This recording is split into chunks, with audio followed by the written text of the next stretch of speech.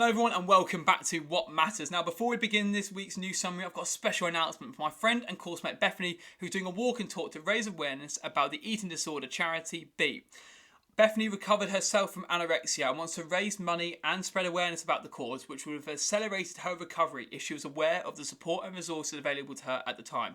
Her message to you guys is that anyone can recover from an eating disorder, and I'll leave a link to her fundraising page below. Be sure to go and donate and spread the word about it, because by spreading the word about these disorders like these, that we can support people's lives and begin to change them, which is a fantastic thing. So Bethany, I love this initiative. It's fantastic. I really hope it gets lots of support and it changes people's lives, because it's fantastic and I wish it a lot of success. Now, with that being said, let's get into the news for this week. So, on Monday, the whole Jaguar and Land Rover range will be electric by 2030.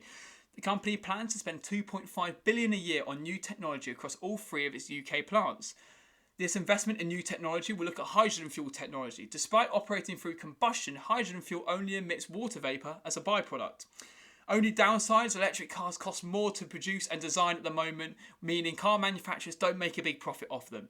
This comes after the UK government commits to banning the sale and production of all diesel and petrol cars by 2030.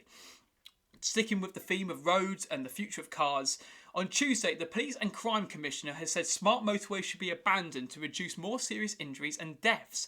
Dr Alan Billings, who's the South Yorkshire Police Commissioner, has highlighted worries about a stretch of the M1 motorway after a crash on Friday involving a stationary car in a live running lane. He's personally written to the Transport Secretary over his concerns. On Wednesday, more than £500,000 have been raised in only 48 hours for an injured Patterdale mountain rescuer called Chris Lewis, who suffered life-changing injuries going to the aid of two campers who broke lockdown rules in the Lake District. Chris Lewis fell almost 500 feet, which is 150 metres, at the Red Screes Fall. The two campers called for help after one began experiencing chest pains. The pair have both been fined £200 each. The donated money will go towards a wheelchair, property adaptations such as a stair lift and ramps, as well as a special vehicle for manoeuvring about. Chris Lewis is a credit to all emergency service workers working hard to keep us safe at these challenging times. On Thursday, following the positive news last week in women's health about women's ability to potentially buy the pill without prescription, New Zealand will offer out free period products from June as part of efforts to stamp out period poverty. Authorities are worried female students are missing lessons because they cannot afford period products such as tampons and sanitary pads. The PM said young people shouldn't have to miss out on their education because of something that's a normal part of life for half the population. I have to say, it would be a fantastic initiative to see the UK follow suit, with the economic gap between families widening in recent years. This would be a great initiative for the UK government and authorities to discuss in Parliament. On Friday, Uber drivers must be treated as workers rather than self-employed, the UK Supreme Court rules.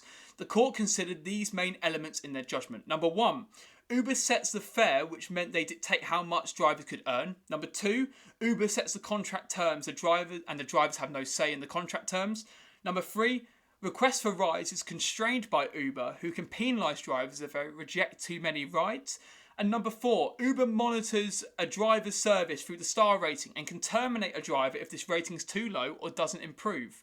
This decision could mean thousands of Uber drivers are set to be entitled to minimum wage and holiday pay. On Saturday, Jasmine Harrison, a 21-year-old swimming teacher from North Yorkshire, is the first and youngest woman to row solo across the Atlantic Ocean. The 3,000-mile journey took her from La Gomera in the Canary Islands to Antigua in the Caribbean earlier on Saturday, taking her 70 days, 3 hours and 48 minutes to complete. As well as earning a place in the history books, she also raised £10,000 for charity. And on Sunday, the Ministry of Defence has received TV and window damage claims after RAF Typhoons took off to intercept a private plane. The Typhoon safely escorted the plane to Stansted Airport, and it created a sonic boom. How does a sonic boom happen? Well, I'll tell you. So, when an aircraft approaches the speed of sound, the air in front of the nose of the plane builds up a pressure front because there's nowhere else to escape. When this air escapes, it creates a ripple effect, which in turn can be heard on the ground, which is fantastic, but unfortunately I don't think any of those claims have been reimbursed. And that's the news for this week. I hope you found it informative and helpful, and I wish you all the best, and I'll see you all next week here on What Matters.